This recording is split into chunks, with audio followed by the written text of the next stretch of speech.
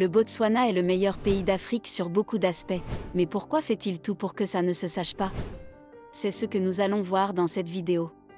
Vivons heureux, vivons cachés, me diras-tu. Et il n'a pas tort de penser ainsi.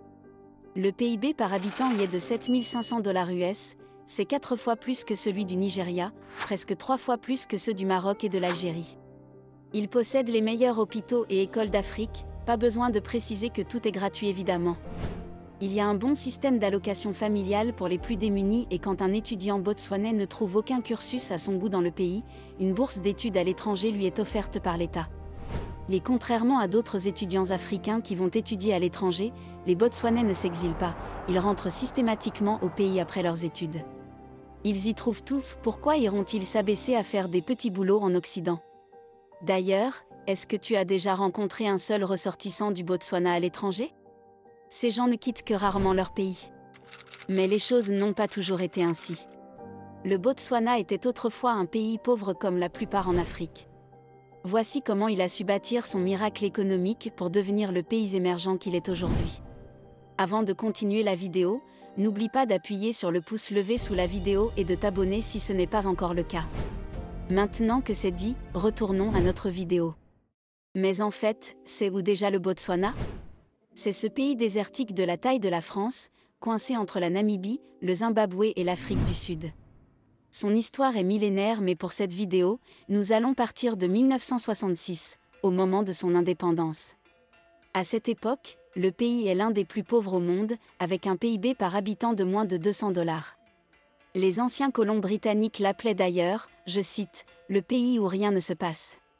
Le pays ne compte que 12 petits kilomètres de routes pavées et une seule entreprise, oui tu as bien entendu, une seule entreprise dans tout le pays, il s'agissait de l'abattoir national. Un vrai pays de hustlers.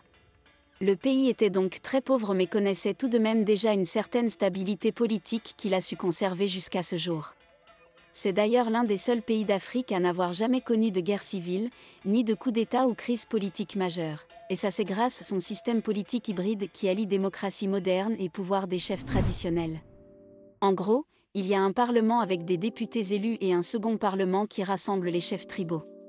Les deux sont complémentaires et ont le pouvoir de décision sur le fonctionnement du pays.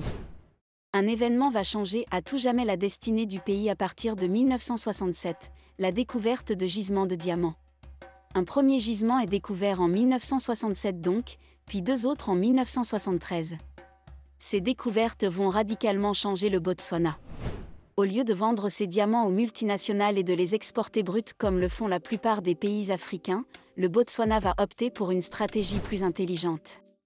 Il va s'associer avec le géant minier De Beers et créer une entreprise commune nommée Debtswana, qui exploitera et transformera le diamant sur place afin d'en tirer le maximum de valeur ajoutée. Ainsi, le Botswana va pouvoir créer des emplois décents pour sa population et financer son développement et ses différents services publics. L'argent public est très bien géré, le pays est d'ailleurs le moins corrompu de toute l'Afrique. Aucun politicien ne vole les deniers publics ou ne s'enrichit sur le dos de l'État, pas d'investissement hasardeux non plus avec les fonds publics. Mais puisque les diamants ne sont pas éternels, le pays est aujourd'hui à l'étape de la diversification de son économie. Il a notamment construit de nouvelles routes commerciales vers les pays voisins, il investit aussi énormément dans les technologies de pointe, l'agriculture et surtout le tourisme de luxe, notamment dans le désert du Kalahari et dans le delta d'Okavango. Mais tout n'y est pas rose non plus. Le pays a notamment l'un des taux de population séropositive les plus élevés au monde, 22% en 2021. Certains pensent d'ailleurs que ce n'est pas un hasard et les colons britanniques puis sud-africains y seraient pour quelque chose. Mais le gouvernement déploie des efforts considérables pour endiguer ce fléau et les résultats sont positifs. Grâce aux campagnes de sensibilisation et une prise en charge efficace des malades, le taux de contamination au sein de la population est en constante régression. En résumé, 3 choses ont permis au Botswana de devenir la Suisse d'Afrique, les diamants, son système politique hybride liant modernité et tradition, ainsi que sa stabilité politique. Nous arrivons à la fin de notre vidéo. De quel pays voudrais-tu qu'on parle prochainement? Propose-le nous en commentaire et nous choisirons le pays qui reviendra le plus souvent. N'oublie évidemment pas d'aimer la vidéo et de t'abonner pour ne pas rater les prochaines.